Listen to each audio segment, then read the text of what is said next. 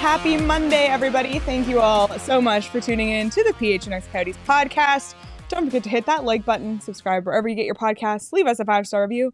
And we are here with Craig. We got Danielle behind the Mac. We have DJ Bean of What Chaos as a guest on the show, rocking a lovely Yeah, I'm glad you said it because, you know, I felt it was inappropriate for me to ask you right off the hop, DJ, what are you wearing?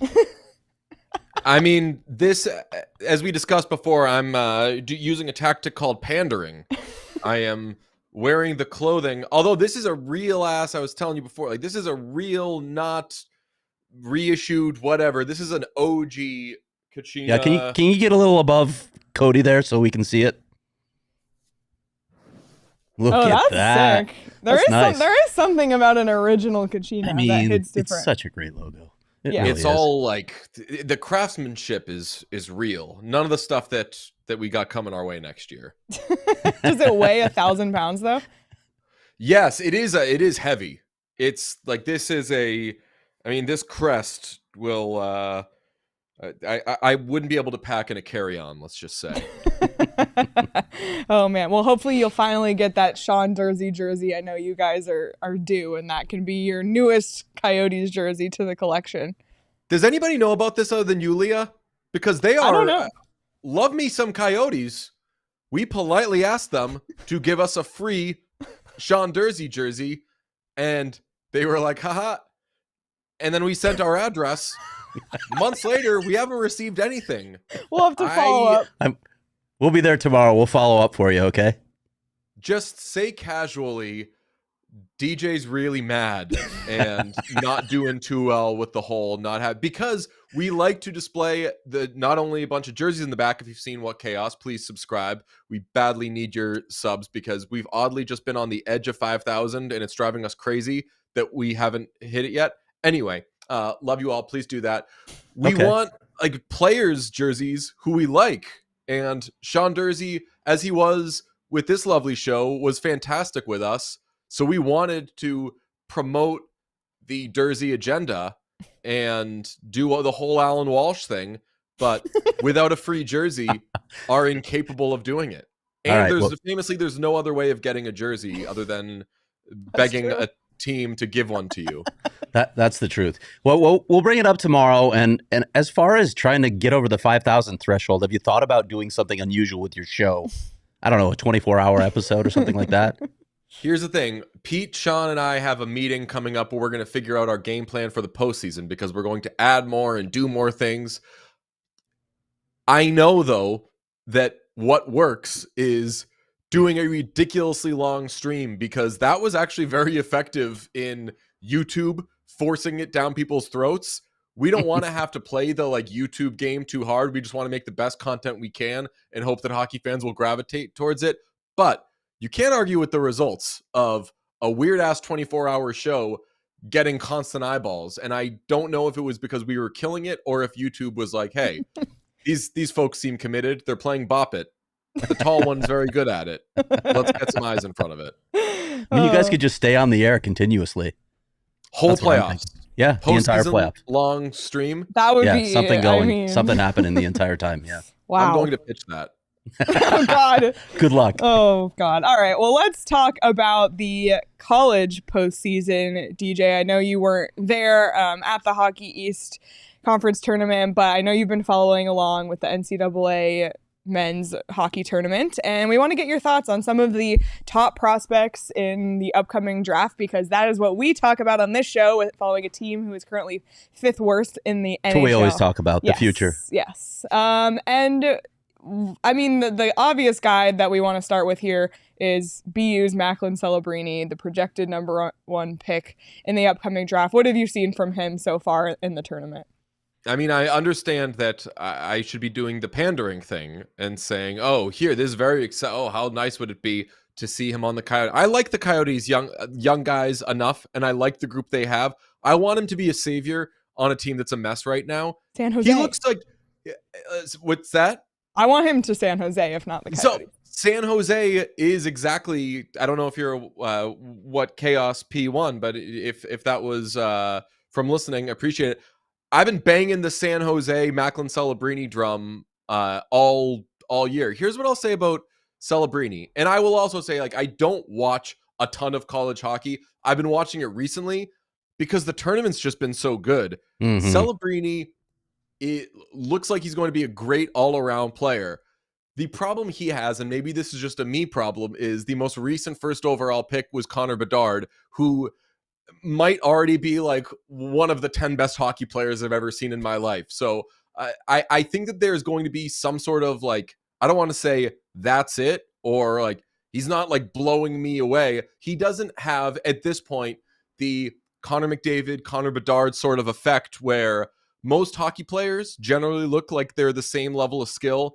The better ones look like they're about 10% better than everybody else. The special ones, such as Connor McDavid, somehow look like they're 12 times better than everybody else on the ice.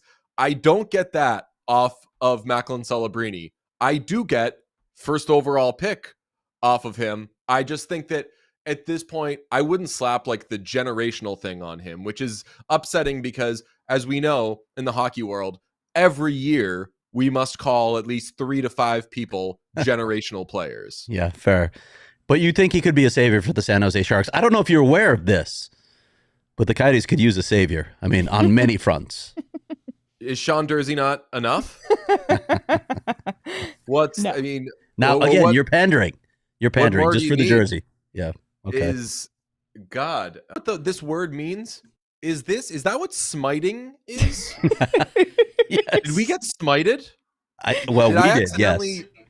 I think I accidentally summoned a smite to you, which stinks because if anyone should have been smacked for that, should have been Dave, but you ended up taking the brunt of it. So for that, I apologize. Electricity here is primo, not to brag. Oh man. Have you done this before? Do you have these powers? Yeah. Yeah. Okay. I have powers that my superpower is that when I generally suck, somebody else has to pay for it. All right, let's continue this discussion. I don't know if you've seen any of these other players, but I want to talk about a couple other. If you haven't, it's fine. We'll move on because we have some trivia for you as well. Have you gotten the chance to see Artem Levshunov at Michigan State at all? No, I didn't watch the Michigan State-Michigan game last night, other than the Frank Nazer goal that we all saw, or I'm sorry, pass that we all saw that was incredible. But why? Are you thinking like defense early for Coyotes? I mean, we're all resigned to the idea that the Coyotes are not going to win the lottery or even finish top 2 because they never do. So Levshunov would be he'd be a nice prize for the Coyotes, I think. I'll tell you who I want, and this is entirely irrelevant to the NCAA conversation, but I want Iginla to go to any of these. Like, I'd love Iginla with the Coyotes. I'd love Iginla with the Sharks. If it doesn't end up working out, they get Celebrini. Although, Leah, I'm totally with you that I would love Celebrini to end up with the Sharks. And really just they have that whole like BU club over there. I think that with Quinn and Greer, that would make a lot of sense. But if that doesn't work out and the Sharks don't win the lottery, I'd love for them to get someone like Iginla. But I think that I don't know. I think we've experienced this with your lovely team and Josh Doan. If a player has bloodlines, not just to a good player, but to an incredible player, and they slip past like the 10th pick, I'm like, that player better stink, because GM's passing on a Doan sounds like a really bad idea. And GM's passing on an Iginla, who I think is supposed to go like more towards like the back half of the top 10 to maybe the middle of the first round. Like, I don't know. All the clips I see of that kid, he looks really good, and his last name is Aginla. So I'd pounce on him if I were a team that wanted close to a sure thing in the NHL draft, which is the farthest thing from a sure thing. All right, I want to ask you about one more player before we move on to trivia. If you haven't seen him, that's okay, because I just like saying his name. And you will say it, not me. Zeev Buium at the University of Denver. Any look at him at all? What do you think of the name, if not? It's a great name. I'm gonna see him when he plays BU.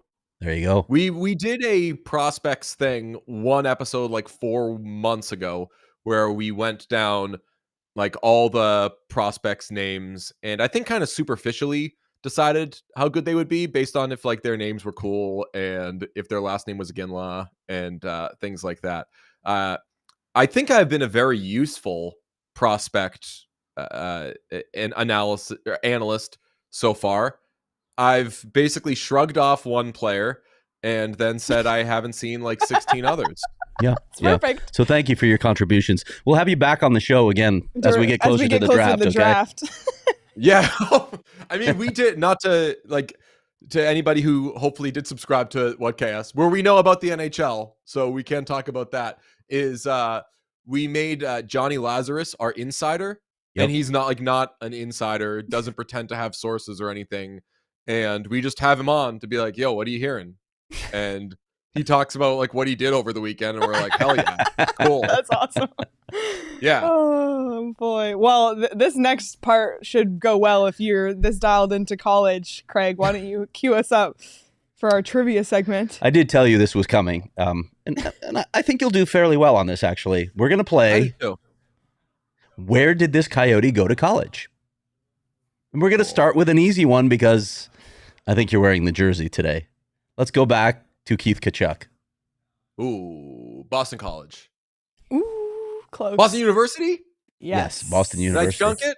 Oh. Yes. It's Boston University. You just offended all of the BU alumni on planet Earth.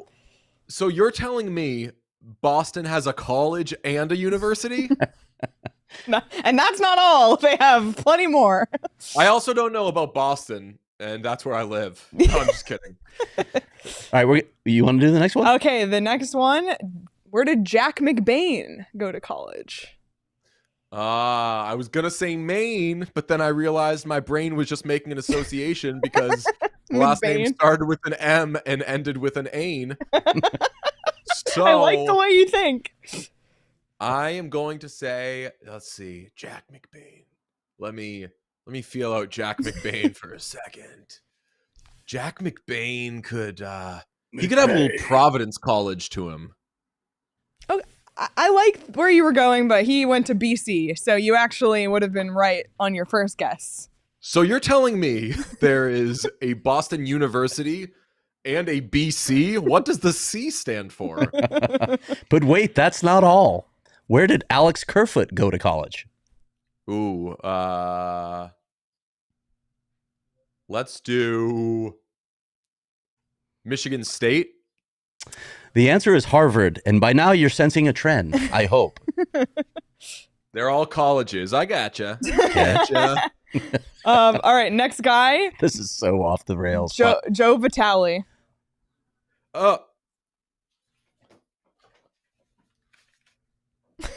What happened to DJ? What is he doing? Oh no! Did we lose his sound? Sorry, my earpiece popped out. No, you're good. You're good. All right. Who did you give me? Joe Vitale. Joe Vitale. Joe Vitale. UNH? You know, buddy. The theme was going. The theme was Boston. The theme was Hockey East. The theme was Beanpot. The theme was Beanpot. I really thought that you were saying we had like BU, like we had BC, we had Harvard. Okay. Give left? Me like 8 more. Give me Brian Jonta. I'll knock that shit out of the left park. in Boston, Northeastern? So, and now we're going to throw you off entirely because now we're outside of Boston. No, this one is not Boston. So that's all we'll tell you. This is the final one. We won't torture you anymore. The name is Nick Schmaltz. Nick Schmaltz. Nick Schmaltz. Ooh. Sounds. Nick, where did you go? Speak to me, Nick. His brother also went there. Ooh, Arizona State. Not quite. North Dakota is the answer. Yep. So I'm getting a theme. American colleges. Yes, exactly. Well, you did horribly, so thanks for playing along. I hope you felt as good about that segment as I did. I didn't feel good about whether or not I was correct, but I think that really that had a nice energy to it. And I think overall, if we're giving like plus, neutral, or minus, that's between a neutral and a plus. That was very good. Okay. Great job asking the questions. Oh, thanks. Yeah. We're gonna talk some storylines before we let you go here. Just with the postseason approaching. Now we're 2.5 weeks away, or almost. Like, I guess almost 3. Why 3. are they starting on a Saturday? By the way, the playoffs start on a Saturday. That's bizarre to me. What are the storylines you're watching the most? What are the things that intrigue you the most heading into this postseason? Oh, I mean, in the final weeks, I'm all over this Art Ross / Hart race. I think that Connor McDavid should win, and I'm waiting for when people realize, like, yes, for much of the season, McKinnon has been the guy because McDavid was hurt and the Oilers stunk and all these things. I feel like people aren't seeing that the finish line is right ahead of us and that McDavid is going to finish with the most points. And he's going to have an 100 assist season, which only Gretzky, Lemieux, and Bobby Orr have done. And that if you want to be a nerd and go through the Dom Luszczyszyn net rating, which I like, and I think is a good indicator of just overall like who is the best player in the league, Connor McDavid leads the league in that. So I think for much of the season, people have thought right now Kucherov is having the better season. But the way all of it is going, pretty much at the finish line, Connor McDavid has had the best season. And when it's done, he'll have had the best season. Yet, as I look at betting odds, I just made this point today on What Chaos, if it sounds rehearsed. As I look at betting odds, McKinnon is still the heavy favorite. And I think that's kind of odd because if McDavid doesn't win this year, the only thing that I could attribute it to is possibly voter fatigue on the part of the PHWA.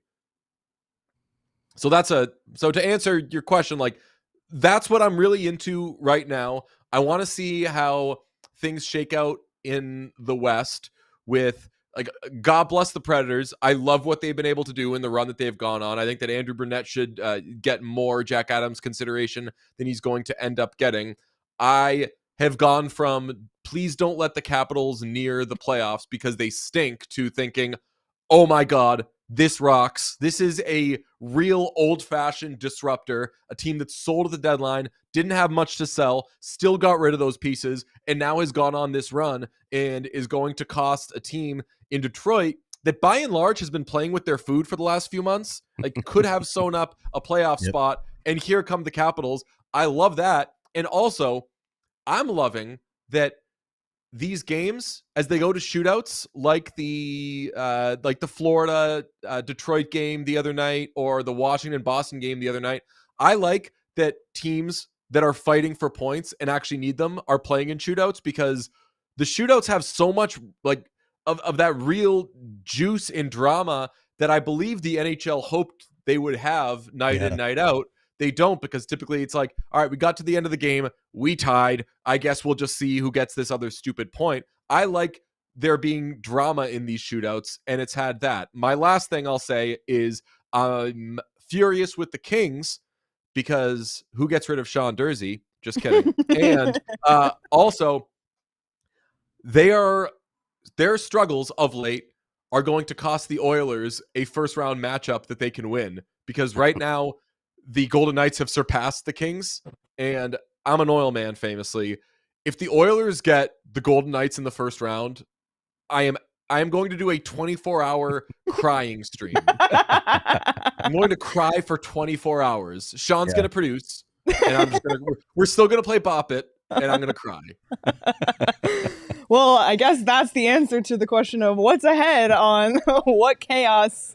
24-hour crying stream. There we go. I like it. DJ, thanks so much. And everybody, go subscribe to What Chaos. Yeah, get them over 5,000. Yeah, let's get it Help 'em done. out. Please subscribe. They're hilarious. And DJ, we'll try and massage that Sean Dursey jersey thing tomorrow. We'll talk. Just tell them, say he's very sad. His college hockey knowledge has really taken a hit. He can't focus at all on college hockey anymore. He's so distraught and downtrodden by this promise that he projected on you that you would give him this jersey, and a broken promise. There you go. Exactly that. All right. Well, DJ, thanks so much as always, and we will catch up with you soon. All right, friends. Love you. Thank you. All See right, you, DJ. Bye. Oh, man. Thanks again to DJ Bean of What Chaos for joining us. He's immediately been replaced by Petey, who has appeared dramatically. But again, give What Chaos a subscribe on YouTube. Give them a follow on Twitter as well. They make the NHL so fun, and especially with the playoffs around the corner, you're going to want to check them out. Petey, how are you?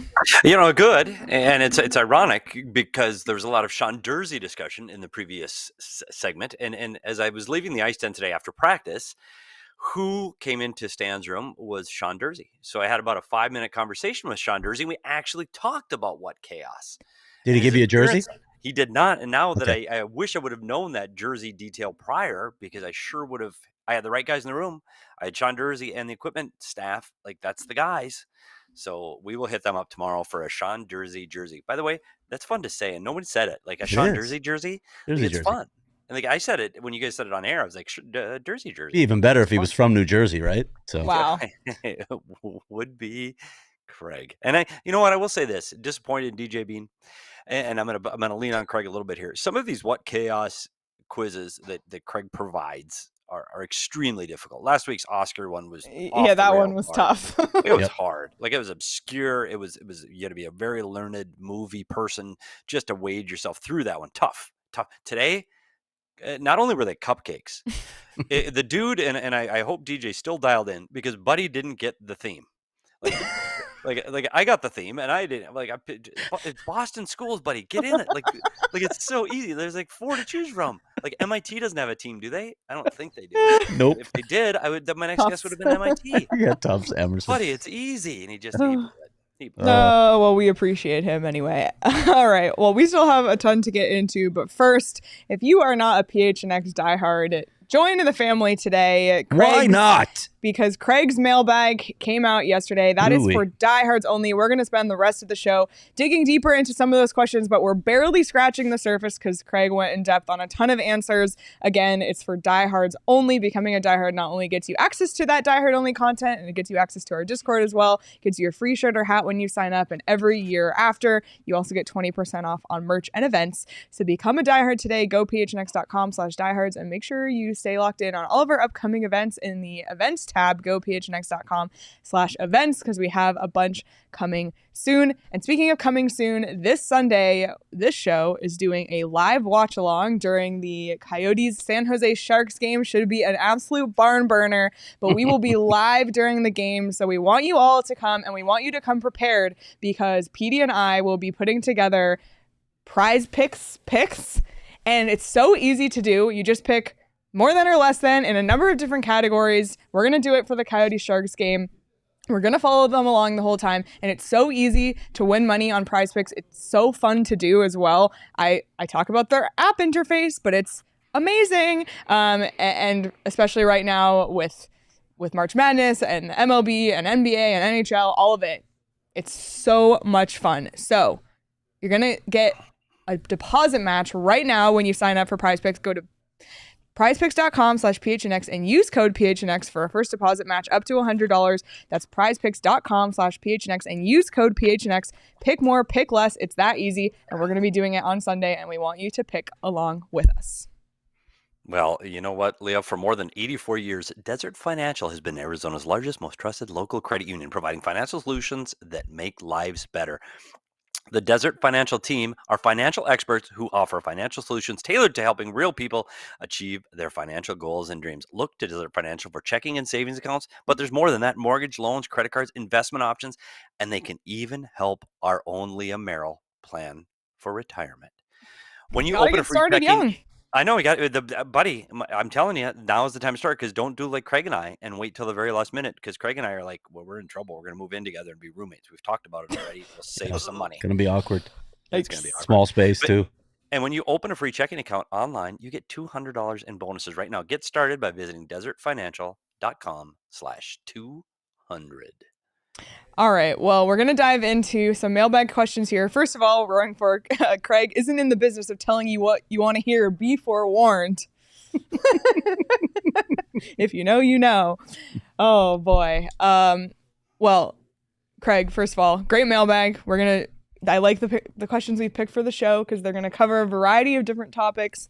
Mm-hmm. So let's start with the first mailbag question. And this one comes from our friend East Coast Coyote, Elliot, who asks, the fact that the Coyotes have to sign an entire blue line has come up a lot, but I didn't realize until this morning that they practically have to sign the entire team in Tucson. Have you gotten a sense of who the team views as the key roadrunners to bring back for next season, and how do they balance the contract process there, especially in light of 9 roadrunners having arbitration rights while still having to do a lot of work at the NHL level? Hoo-wee. That's like the basis of a story right there. It is. Like, good job with all of those questions because, I can't even answer some of them right now. I think if we look down in Tucson, everybody knows by now that the Coyotes do not have a single defenseman under contract on the NHL roster. But then you go down to Tucson and you're like, whoa, it's crazy down there too. there's almost nobody signed. Listen, Mavlab's probably going to be there next year. Max Zuber is probably going to be there next year. Soda's probably going to be there. Soda doesn't have arbitration rights. So I think Victor Soderstrom ends up back here for another season. Beyond that, I don't know what happens to him. But as far as everybody else, I mean, Vladislav Kolyachonok does not have arb rights either. So I would guess that they'd give him a longer look. But then it gets really, really interesting because the bigger picture here is Bill Armstrong knows he has to rebuild this blue line entirely at both levels. There's a lot of work. This is part of, as I mentioned in the mailbag, this is part of the reason why they didn't want to ship out Nick Bjugstad and Alex Kerfoot, because you're like, how many holes are you going to open up in this lineup that you got to try and fill with, mind you, with all the chaos swirling around this franchise right now?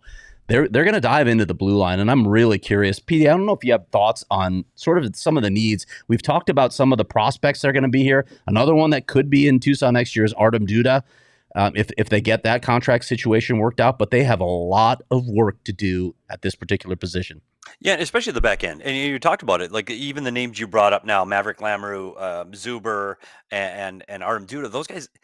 I mean, I won't say anybody's not ready for the NHL. I don't know. Like, if we were to say Michael Kesselring was going to play the role he played this year, I think we would have both been surprised. We would have said that in August. So I don't want to say a player like Maverick Lamoureux can't, but he's injured right now, so he's not playing the end of this season. He's got to get rehab through this summer.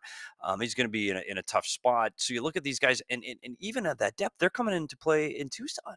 Like, you have 3 guys signed. The only name we didn't mention was Montana Onyebuchi is the only guy, the other defenseman signed for next year, and he's not playing at the Coyotes. So you look at what they have to do to get things done here for the back end. Man, they've got a tremendous amount of work, and the name that came up with DJ Bean is Dursey. And Jersey's a guy that all of us said, hey, they got to get this guy locked up, but they got to do it right away. And that was in the first 20 games. The last 20 we've been. They still need them, but they need more than that. Like they need better. They need above that. They need a defending defenseman. And I don't know. Not only do I not know if they're part of their 6 right now, they're gonna have to go out and find somebody. Yeah. So the tremendous amount of work, and up front, they don't have many players up front in Tucson either that are signed for next year. You look at Connor Geeky and Aku Rate are the only 2 that are signed for next year up front that are not restricted. So. Yeah, Bill's going to be extremely busy. We talk about the offseason. As soon as this season is over, man, it's time to get to work. Like I've never seen this level of free agents at the big club and the American League club combined. Never. Like, this is a tremendous amount of work he's got to do. Right, and then when you throw in arbitration rights, that complicates things. Sure. And listen, with some players, depending on their performance, it's not as much of an issue because they don't have much of an argument in arbitration, but there's so many guys here, and there are going to be a few who feel that they do have an argument, so that adds another layer of context to all of this. Go ahead. Well, that brings up a guy like Jan Unique, a guy that was asking for so much a year ago that barely had a place to play. He's got arb rights. What is the value for Jan Unique? And is at some point that Bill goes, you know what, this is a headache. I don't need to deal with this anymore. I'm moving on. And so players like that, especially Jan Unique, who hasn't been able to step into the NHL like he thought he would. And then when he went to the free market, he goes, oh gosh, maybe there isn't all these teams clamoring for my services. And man, I don't know. You got to be careful when we talk about arb rights because especially if you're playing in the American League. So it's going to be interesting. I hope when I look at the list of arb guys in Tucson, I just really hope that nobody gets to that point in the American League. There are some guys in the National League on the back end. You talk about JJ Mosier's an RFA with arb rights. Kelsoring's got arb rights. Valimaki's got arb rights. Durzee's got arb rights.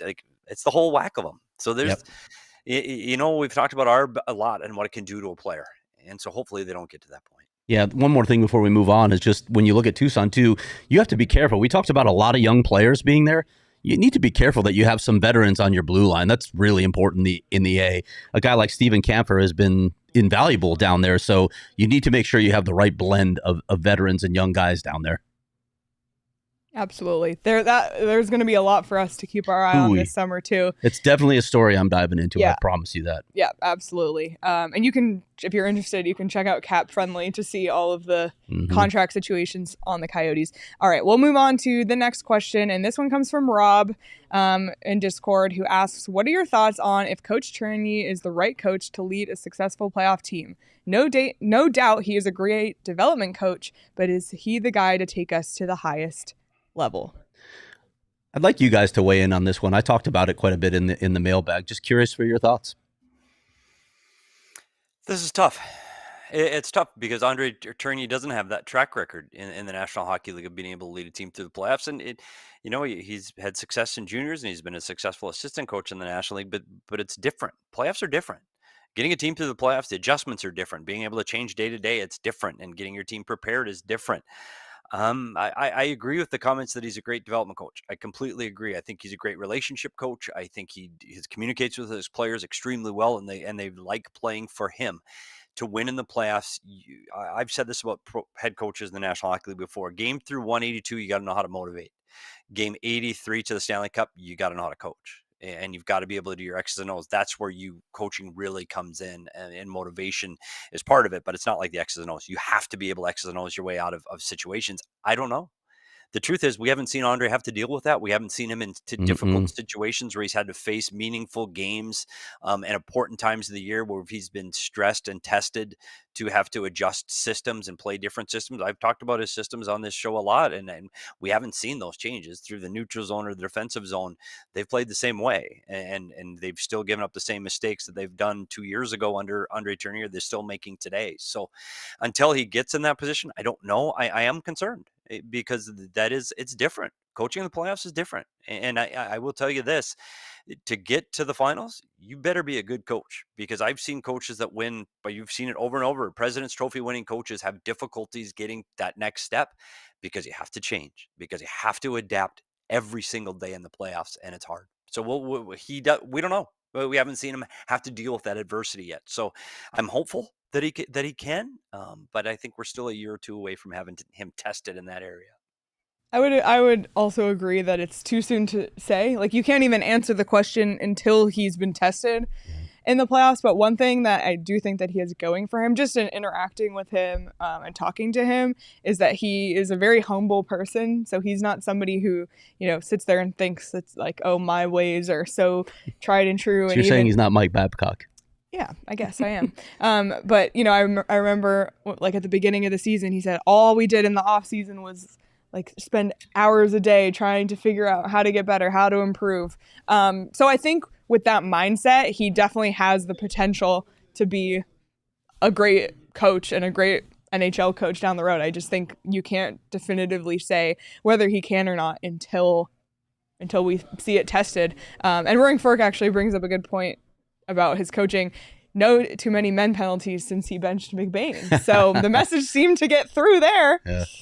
Yep. One other thing I would say, like with a coach who is so relationship based, that tells me that he's open to other opinions. He's open-minded. He's going to listen to other people. that's got to be helpful, right? When you're trying to evolve as a coach.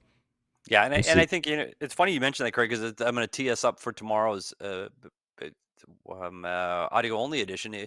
Is we talked to a head coach yesterday in the National Hockey League, and one of the things he said is that collaboration from the staff is imperatively important, that you're able to listen to and have other ideas than just your own. So I think it's very important that you surround yourself as a head coach with guys that can challenge you, and guys that bring different ideas. That you can't be in this business, you can't be a yes man that, oh yeah, I agree with you. You've got to be able to challenge the head coach, and you, as a head coach, you have to be able to trust that the people below you are doing that and making you better. So I think that for Bears evolution as a playoff coach, I think it's going to be important that the people underneath him and around him, that they're good, and that surrounding cast has to be solid. You talk about Blaine Forsythe; he's been there. Blaine Forsythe won a Stanley Cup. He's been on a bench. He's been through the wars of what it takes to win a Stanley Cup. And I know he's not the head coach of that team in Washington, but he's been through it, and he understands what adjustments need to be made, what kind of days off you need to. He understands the process of the playoffs, because I tell you what, it's different. You play the same team 4, 5, 6, 7 times in a row. It is different, and you need that cast to run. And I think that Bears got some of the people that have done that. All right, our next mailbag question comes from Sam, who asks, with the Yotes wearing specialty jerseys tonight before the game for Inspiring Women's Night, what has been your favorite jersey design from the theme night jerseys in the past few years? This might be recency bias, but the Inspiring Women jersey was one of the better ones that I've seen in a really, really long time. Like, I love that jersey. I want one. I think I'm going to get the t-shirt version of it because I love the design. I love what it stands for as well. There's also been some great Pride jerseys in the pack. It's the black one, yeah. The black Pride jersey with the rainbow. I didn't love the white one as much this year just because the contrast was harder to see. But those are some of my favorites. Petey, I know you have one you want to show. Yeah, I have one. Yeah, I wanted to show because this one, it was the Black Excellence jersey from a year ago from Modern Rockstars founder JT Holmes, a Minnesota guy, by the way, the designer from Minnesota, just in case. That explains I everything. thought it was a great take. I think it's cool, thought it was a great streetwear take on the Kachina. I thought it brought a whole new look to it. So that's one of my favorites over the last couple of years. Okay, I already answered mine. I just love the Los Yotes logo. I thought it was amazing. I'm not a busy guy anyway. I don't like a lot of stuff going on. I like simplicity, but that logo was just fire. And I had a picture of it in the mailbag with Oliver Ekman-Larsson wearing it. I absolutely loved that logo. Yeah. Let us know in the chat which ones you liked. I can't even remember. I wish I could see a full list of them, but just those are some of the ones that stood out to me as well. So we have some more mailbag questions to go over in just a moment. But you know what today is, Craig? It's Monday, unfortunately, but it's April Fool's Day. It is. Does that mean I can trick myself into thinking I can have Taco Tuesday today? No, I was going to say it's Margarita Monday, but Taco Tuesday on a Monday works too. It could be I'll Taco. do that and go to Legal Pete's for both. Taco Day any day at a Legal Pete's. Swing by the Mill Ave location or the University location if you're in Tucson. We'll be at that location later this month for a pregame meetup before the Tucson Roadrunners season finale. But a Legal Pete's, the best queso, the best bowls, the best burritos, the best tacos, the best margaritas, everything. And Illegal Pete's is here to bring you a win with their legendary soundtrack deal, especially with a couple more Coyotes home games this week. Great pregame spot to go have a bite before a game at the Mullet. Bring in your ticket stub from any ticketed event and get a draft beer or house margarita for a penny. Illegal Pete's wants to celebrate with you, whether it's a pregame or postgame party. They got you covered on all your game day needs. You must purchase an adult entree to redeem Illegal Pete's soundcheck deal. Illegal Pete's, your go-to spot for burritos, buddies, and beer. And then make sure you stop by and pick up the Arizona Lottery's newest ticket and promotion called Arizona Adventure, 3 ways to win. We talk about it all the time. Buy the scratchers, the Arizona Adventure Lottery tickets featuring 3 iconic landscapes, and then you can walk and talk, and you can check into several geolocated adventure destinations. There are 10 across the great state from Flagstaff to Human. All you have to do is go to www.azadventure.com for details and directions to all of those geolocated destinations, or you can take your tickets and enter them online for a chance to win $1 million in cash and Arizona travel prizes. The Arizona Lottery is not just about playing games and winning prizes. It is also about giving back to the state and its communities. Visit azadventure.com for more information on how you can take an adventure for a chance to win $1 million in cash and Arizona travel prizes. All right, let's continue on with our mailbag questions. We'll go to this next one from Kinger in Discord, who asks, will the Coyotes be active at all with college free agency? Colin Graff, line mate of Sam Lipkin, is one of the top free agents. Yeah, and it makes me wonder what's going to happen with Sam Lipkin now that Quinnipiac went out in a hell of a game. Man, the tournament, by the way, It's Petey, been has a been. great Have you been watching tournament. too? No, but I've been following along on social I've been watching, media. and they've been such good games. I love the college hockey NCAA tournament. It's phenomenal. And another game that goes into overtime. Quinnipiac, defending champion, is out. That means Sam Litkin's sophomore season at Quinnipiac is over. I'm curious what he's going to do. But in terms of college free agency, and I don't know if you've heard anything different, Petey, but I've heard from several people, this class isn't considered all that good. There's some intriguing guys that could be depth guys, but it just isn't considered all that good. Yeah, I haven't heard a lot of, and I don't know anything specific about the Coyotes. I'll start with that, but I haven't heard the rumblings I usually hear this time of year when you're saying I'm waiting for this team to get knocked out because there's a lot of buzz about this guy, or this is the guy everybody's Jimmy after. Vesey, remember that? Yeah, and I haven't heard that this year. But what my guess would be more with these college players is you're going to see some of these guys, especially the underclassmen, you're going to see a lot more of these guys going to development camps this year and getting invited to those type of camps where they'll pay their own way. We've talked about how they get around the NCAA rules and do that. But a lot of those guys, I would think that's more likely than you see the free agent frenzy of college free agents. So Coyotes related, I'd be surprised. I don't think it's there for that. And I do have one more college hockey comment, and Craig can attest to this too, because you're watching these games on TV, and I think it's time. This isn't college basketball. They can't fill a stadium in any city in the country. They just can't. I know where you're going. It's time to get these out of these small neutral zone sites and get them where they're going to sell tickets, because the buzz in some of these buildings, when you get a North Dakota playing in the East, you're going, nobody wants to see that. You put North Dakota in a regional in Minnesota, it's going to fill up. I just think it's time to get away from Albany, New York, and no offense to Albany, New York. It's just, but get them where people are going to go watch and give that opportunity. So I wouldn't be surprised to see at some point that at least in that first round that you get to play these games at home, like the higher seed plays at home, just to get that draw and that college atmosphere. And you know what? If you want to make it to the Final Four, you got to go beat BC in BC. That's just it. You got to beat BU in BU. You got to beat Minnesota in Minnesota. I think that's where college hockey should go, because it isn't college. They can't fill these stadiums, and it's just a bad look. I'm 100% on board with that. Yeah. I agree. And also, I think that's one of the things that makes college hockey so special and unique is how crazy college fans are. And you're totally missing out on that. And I get the argument from the other side is there's kind of these blue bloods that are always going to be those top seeds. So maybe there's a way that they can do some revenue sharing or something, but I just think it would be so much more fun. So I'm totally and you Leah, you said it too, because it's these college fan bases, and you know what, they can't travel. You can't get kids from a small college in the Midwest trying to travel to Albany, New York. You can't. It's asking too much. And I think when you see these colleges in college basketball, the university travels the band, the cheerleaders, and all of these ancillary. They do. They help the travel. They don't do that in college hockey. So it's much more difficult. I want to see a team try to go into some of these hostile confines. And there's some storied arenas like up in Maine. That's an unbelievable facility, legendary buildings, and I just think they should be forced to play in some of them.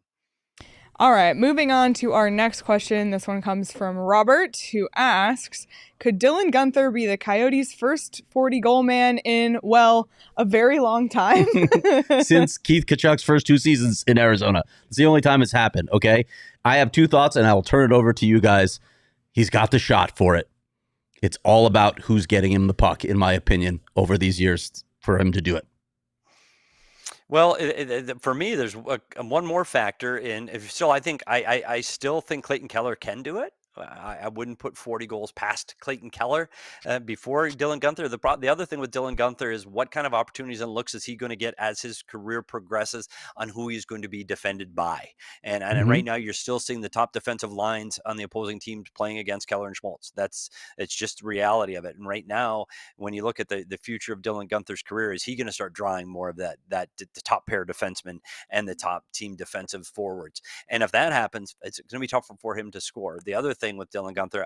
I would look for him to be more of an integral part of the power play as things go along. Right now, it's still Schmaltz and Keller on the power play, but as he continues to grow and be stronger and be more of a top tier player, I think you're going to see him getting more touches and more looks on the power play where he's going to get the puck more often, and that may help him be the first guy to 40. But I wouldn't put it by Clayton Keller to be the next 40 goal scorer for this franchise. That's true. He got close last season, and he's at 32 right now. I know with 8 games to go, if he scores a goal in all 8, I mean, there you go, Leah.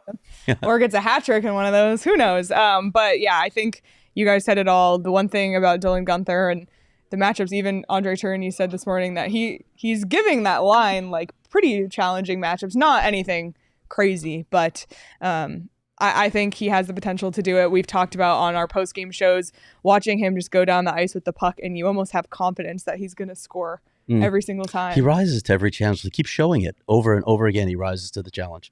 Yep. All right. Let's get to our next question. This one cracks me up from Greg, who is always hilarious on Twitter. I whined and moaned about this for years. Old man shakes fist at Sky. Why does the Coyotes in-game production team refuse to play goddamn replays in the arena? They are inadvertently destroying the emotion of the actual game to play some crap Pitbull songs. I'm going to throw it to Danielle first. I know Danielle has a thought on this. First of all, you leave Pitbull out of this. What did Pitbull ever do to you? Listen. I could do an entire show on this. Why do you hate Pitbull? Because he makes fun music that people like? No, leave him out of this. We're clipping this and sending it to Greg. I agree. I don't think Pitbull should have brought in, but I do agree with Greg that the in-arena replay situation is tragic. And for Petey and I, we watch the majority of games here in our studio. And I will say that Scripps does a very good job of showing replays. And Petey and I also have the ability to rewind and rewatch things. In the arena, not only is it already a challenge because of the size of the Jumbotron and where we're seated and where the press is seated, yep. And the fact that everybody stands up so you miss everything going on. But it's like you're waiting for a replay and then they just don't show it like half the time. And I don't know if you miss it or you're not looking at that exact moment or you just want to look at it again like anybody would. That's it. Like if you miss that exact moment, like we joke about this on Press Row now. Because you're getting one replay of a goal. They don't go back far enough to see how the play develops. So it's just bang. It's that 3 seconds that you get to see the goal, and that's it. And if you missed it because somebody tapped you on the shoulder, too bad. You don't get to watch it at all. You might have missed the goal entirely because someone stood up in front of you, so they blocked you from seeing it, and then you missed the replay. It drives me crazy. This is critical to what we do to have replays. And I agree with Greg. Fans need to see the replay. Show me from multiple angles. Show me how it developed on a different part of the ice. Show me what it looked like from the goal angle. I want to see multiple angles of a replay. You don't have to overkill it. I think they do that sometimes. But man, give us more than this. This is a disservice to everybody in the building. And you know what else you don't have to do? Bring Mr. Worldwide into this. So I've got some thoughts because I know there was a time 10 to 15 years ago that a home team would not show an opposing team's goal in the building. You just wouldn't. You missed it, tough. We're not going to show a replay of your team scoring in our building. It's 2024. Yeah. Things are much different. The anticipation and expectation of getting immediate results and immediate gratification through video content is immediate in our culture today. When a goal goes in, you have a responsibility to show the replays. And I'm with Craig. My problem with the replays at the Mullet is if they show one, it doesn't go back far enough. It's the shot. Oh, I saw where the goal. I don't give a shit where the goal go in. How did they get it? Was it a turnover? Was it a great play up the ice? Like, back it up a few seconds, pause, play it. Like, and then to Craig's point, show me from behind. Show me from the overhead. Show me something. And the other thing from the media perspective, where people like Craig, their livelihood depends on this, getting that message out to the people. When this team played at Gila River Arena, there were big screens in the press area, right in front of the press people. The fans couldn't see it, but the press could. And you would see what Scripps had. You'd see multiple replays from multiple angles, and you knew what happened. And you had the opportunity to look up, and that's on everything. That's on penalties. That's on goals. That's on any close play. You would look up and see the replay.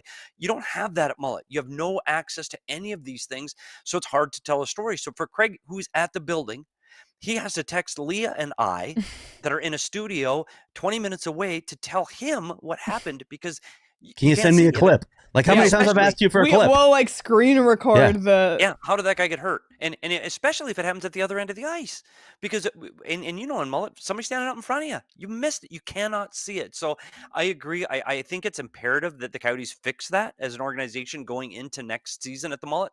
And I'm going to sincerely, I promise, I vowed to do it right now, that I'm going to pass this along to the business side at Arizona Coyotes, because I think it's important. And I think it's important in that building when you don't have access to other replays that they do this, because you're having people pay $200-300 for tickets and they have less information than a person sitting across the country. And that's just not right. If you slander Pitbull, you're going down. I'm yelling timber. I'm yelling timber. I like that song, but That's amazing. he does. I will give this to Danielle. Pitbull just makes you feel good. Like if you want to have a good outdoor walk and get a good pace, get your heart pumping, it's Pitbull. Like Timber, who's that with, by the way, Danielle? Kesha. Kesha? Yeah, fire. Song is fire. I'm 56 years old, man, and I just said fire. You also say drip all the time. Oh boy! All right, as much as Troy Stetcher left. Yeah. That's true. That's true. All right, for this last question, I'm gonna have to issue an arena alert. Arena talk alert. You knew there would be one. You knew there would be one. So let's get to it. This Danielle one comes. Was ready on the horn. Yes. Let's get to this one from Yotes, staying in AZ on Twitter. Do you know why the delay in the state posting the date and other details of the land auction Morello wants to buy and build the arena on? Thanks, Craig. The answer is because the universe hates the Coyotes. That's it. That's all I got. Well said. I actually answered more in the mailbag. True. But I didn't have to, which was so great because Kat Coleman came through with not only a response, but look at this graphic that she created for us. If you're watching this on your phone, good luck reading this. It is spectacular. We're going to put it out. We should put it in the Discord. We should put it. I told Kat we'd share it publicly. Yeah. I just wanted mailbag users to see it first. But it's unbelievable. It walks you through the process. The short answer here is government. This is all about government processes or bureaucracy, however you want to term this. This isn't the Coyotes here. This is government processes. That's what's going on. Hopefully, and I'm not even going to make any predictions anymore, the land auction will be posted soon. Hopefully this week. What day is today? Monday. It's Monday. Monday. We got a lot of time, Petey. Got a lot of time. They should have put it out today just because it's April 1st. Fool's. No one would have believed it. Like, nope. It's not the one. April Fool's. No. You guys got nothing on this? Are you dying? Are you dying to see this? I mean, how this is insane. Well, I just want to know when the day is. Like, am I going to be on vacation when the auction is? Is it going to be the draft? Exactly. And that's my fear. I just think having a date, like, not so sorry to bring it up, but the May 16th date, like, we had that date to look forward to. We like everything was down to that date. Right now, it's just all up in the air, and it's the lack of knowing that causes the anxiety. And I think we would just all, three people who enjoy planning very much, would really like to know the date. But it also leads to people spinning all these narratives as to what's happening. It just drives me crazy. Just get it up. Yeah. Give me a date. Once it's posted, we can put all that noise aside until June. And once it's posted, again, I'd like to see it posted by this Friday. And again, if you start cutting back the 10 weeks that's required to get this done, you're starting to get tight. And by Friday would be very hopeful. And I want to say this, if it's just, let's not talk about it again until Friday, because if it goes up Thursday night, Friday, if it's not up by Friday, we can start talking about a timeline getting pushed back a week, and then the auction will be at the draft, and then Craig gets to stay home. But until then, we won't. Petey and I will go to Vegas. Craig can go to the land thing. Buddy, can you see Craig, Leah and I at the Sphere? Oh, and a surprise guest after the first round of the draft. You too will be performing in the Sphere.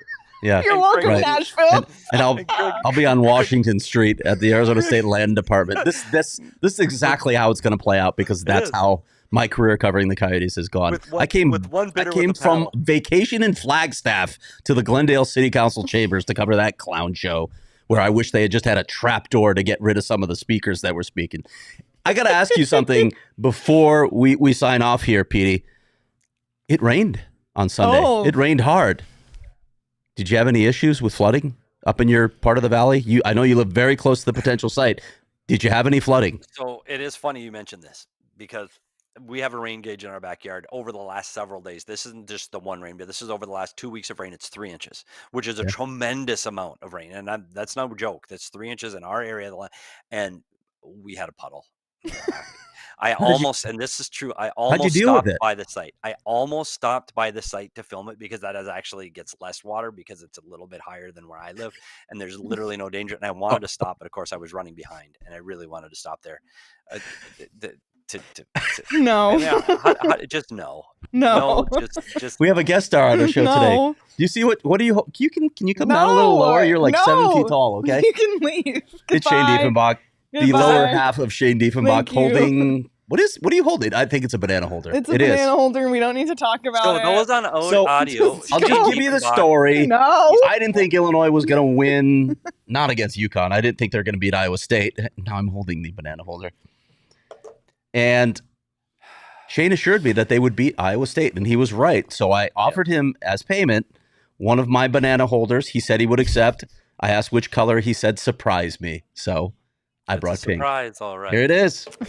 Leah, do you have anything further to say on banana holders? No. You had a lot to say on the previous show. We also had a surprise because you guys saw a couple weeks ago the headless Mike Smith, which we put out a call for bobbleheads. And first of all, Chris Herrick came through and sent some bobbleheads, which we really appreciate. And today, Charles Woodall Pike, who is our live studio audience today, he comes with all of these bobbleheads. If you're watching on YouTube, there you go. If you're watching on YouTube, you could see on our set a full restock of bobbleheads.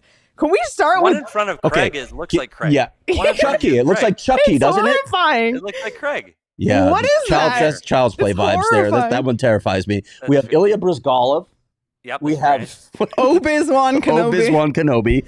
Paul Bissonnette. Not a great likeness, actually. Yeah. And on your side, Alice Cooper.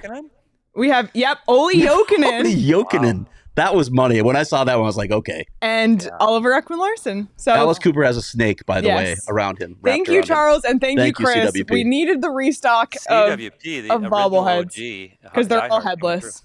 That is unbelievable coming through. It is. Yes. Thank you. Thanks, buddy. I thought Charles. It was a good idea today. In about a couple of weeks, he'll be shedding tears knowing he lost his collection. We're going to take good care of these. They're going to stay on Leah's desk. I'm not going to touch anything. I promise. I will not touch the bobbleheads anymore. Oh boy! All right. Can we talk about what I did today before we leave? Yes. Sure. And what I'm doing tomorrow? Yes, but yes. I can or what? Yes. Can you also talk about the other thing Craig and I did? Yes. Okay, I'll go to it quick. It's been a long time since we've been able to walk and talk. We can only walk and talk when they have practice, and they never have practice. They had practice today, and I walked and talked, and I got to talk with the one, the only, the Finnish fettuccine, Matthias Michelli. And we did talk about, what's the emoji, Leah? Pinched fingers. Mm-hmm. We talked about the pinch finger emoji. And you might have mentioned Finnish fettuccine to his face. We talked about his favorite Italian foods. There's a little conspiracy about Italians. And anyway, just tune in. It was a lot of fun. And I will say this, Matthias can be a little shy in front of the camera, but he was actually quite funny. We had a stop and talk by the head coach. Threw out a comment during walking and talking this hilarious. time. Nice. Which is actually quite hilarious. Funny. Yeah, we might have talked about McBain's water bill with Guenther. That might have come up. There's a lot of fun stuff in the walking and talking, but they're also practicing tomorrow. And we have another player on tap. I won't give that one away yet, but I've got him secured. I got PR secured. I talked to the player today. We have another. So we have 2 walking and talkings. We might hold that one back for a week. Did you ask Matthias about his mob ties? I didn't. You suggested I ask about the mob. I did the Italian family part. I did the fettuccine. I decided to stay clear of the mob. You can talk about the mob. For your own safety, PD. Yes. For my own safety, I steered clear of the mob. But if you want to see Matthias Michelli, ask Leah when it'll be up, and she will tell you. Yeah, we got a few things coming. Petey and I, you referenced it earlier. You didn't mention the name, but we got to talk to Vancouver Canucks coach Rick Tocchet, who of course was the Coyotes coach for a while. Had a good chat. That's an audio only pod. That's going up tomorrow night. Tomorrow night. Tomorrow night. And I'll tell you this: If you want to hear, and I'm just going to tease you, if you want to hear, we talked about Matt Rempe, and you want to hear what a fighter in the National Hockey League thinks about fighting in the National Hockey League right now, Rick Tocchet will tell you what he thinks about fighting. And one other tease for Coyotes fans, we also talked about captaincy, because his first year here, there was not a captain until Oliver was named captain. And now this team doesn't have a captain, and he just named Quinn Hughes as captain up in Vancouver. So we had a discussion about where he sits on having a captain for your team. Right. So there's a lot of Arizona ties to his stories. I would say this is a don't miss episode. Yep. I will tease one other thing as well, because I'll be doing something else tomorrow as well. We'll have another episode of Bare Necessities. I'm not going to tell you the topic yet, but I'm going to sit down with Andre tomorrow. So will you tell me tomorrow? What the episode I'll tell you. Sure. Only if you read the text. Yeah, it's probably out there. I definitely want to talk to you about it, though. I'm going to tease everyone with that, but I definitely want your thoughts before I go into it. Cool. Can't wait. Those are always so much fun. And I tell you what, he was really lighthearted today at practice. Although there were moments in today's practice where he was tough, and there was some yelling and screaming today. They did more of a hard working practice today, a skating practice, some contact drills, and he was tough on the guys. And I saw him afterwards, and he was in really good spirits and a really good mood. So I think the close of this last 8 games, I'd expect this team to come out with a real good push. And one of the things too, they had a day off yesterday, and he said it was the first day off he took since the All-Star break. Yeah. And you know what he did? He went to the D-backs game. Did. So did he really? That's awesome. Yeah. He backs the D-backs. Cool. Yeah. Anyway, that's it from us today. That was a fun show. Thanks again to DJ Bean for joining us. No, I hate him. Not DJ. Like this bobblehead. It's talking to Craig. Do what? I'm afraid. Sounds horrible. He does look like Craig. Oh, God. All right. Thanks again to DJ Bean and What Chaos for joining us. Thank you all for bearing with us through some technical issues. And thank you to everybody who submitted questions for the mailbag. Again, go read the entire full mailbag. Go phnx.com. You must be a diehard to get access. And we will be live again tomorrow, 2 p.m. We're going to talk about the last 8 games and what we should all be looking for throughout those. Really looking forward to that. So make sure you subscribe to the PHNX Sports YouTube channel so you don't miss that. And make sure you subscribe wherever you get your podcasts so you don't miss our audio-only episodes dropping weekly, including the interview with Rick Tocchet coming later tomorrow as well. So lots to look forward to this week. You can follow us on Twitter. Side-eyeing me. At Speeders Hockey, at Liam Merrill, at Craig S. Morgan, at Abrica Danielle. You can follow the show on Twitter at PHNX_Coyotes. Please hit the like button on this video before you head out. Enjoy the rest of your Monday, everybody.